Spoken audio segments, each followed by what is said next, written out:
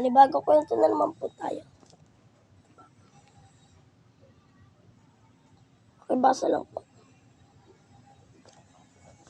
Si Maria at ang mahiwagang lupain ng barangay Bibo.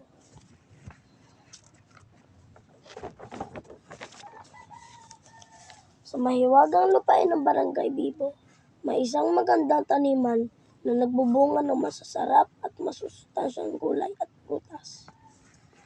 Ito rin ang tahanan ng mga batang Bibo na mga tagapagtanggol pangkalusugan. Sinisiguro nila na maabot sa lahat ng mga bata ang mga pananim.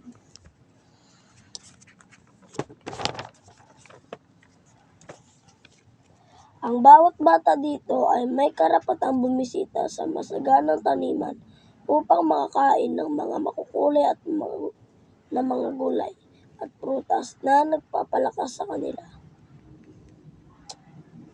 Sinisiguro ng mga batang Bibo na maabot sa lahat ng mga bata ang mga pananim.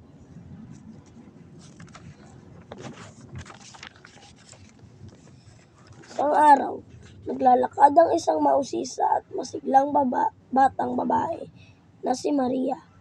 At habang naglalakad, nakita niya ang sikretong pasukan tungo sa mahiwagang lupain.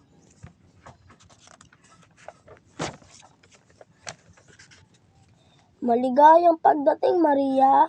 Matagal ka na naming hinihintay. Bungad ni Froity, ang pinuno ng mga batang Bibo.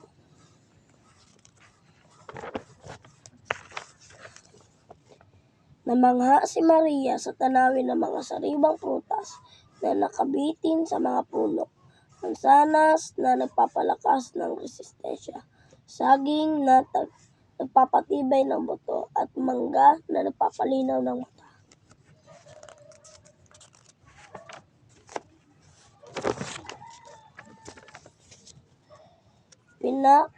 Ipinaliwanag ng mga batang Bibo kay Maria ang kahalagahan ng barangay Bibo para sa bawat bata. Ngunit ang hiwaga ng taniman ay unti-unti nang nawawala dahil mas kaunti na ang mga bata na pumupunta para kumuha ng mga gulay at prutas. Dahil dito, tinutulungan ni Maria ang mga batang Bibo na alamin ang dahilan ng pagkalaho ng hiwaga sa lupain. Sila ay naglakbay sa buong barangay Bibo kung saan nakilala nila ang mga bata mula sa iba't ibang mga bayan na nahirapan sa pagkuha ng sapat na masustansyang pagkain.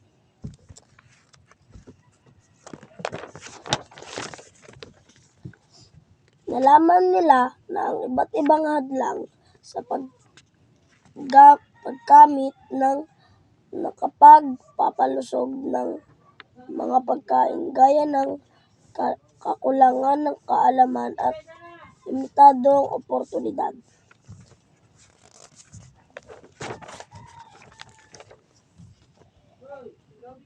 Tinuruan ni Maria at ng batang Bibo ang mga pamilya tungkol sa karapatang pangkalusugan na maaari nilang tugunan sa pamamagitan ng pagtanim ng kanilang sariling mga tahanan.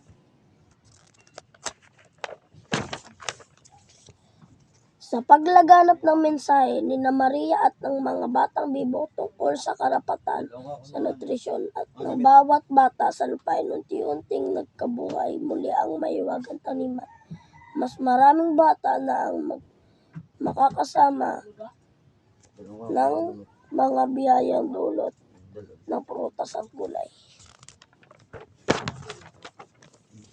Sa pamamagitan ng pagtutulungan, ang buong lupain ay naging mas malusog at masigla. Tuluyan ginagabayan ni Maria at ng batang Bibo ang barangay Bibo para protektahan ang kanilang karapatan na mabuhay ng malusog, malakas at bibo. Connect the dots. Sundan ang mga numero para makonekta ang mga tuldok.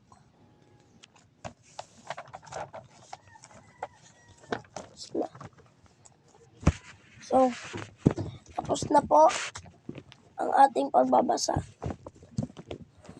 Bye po.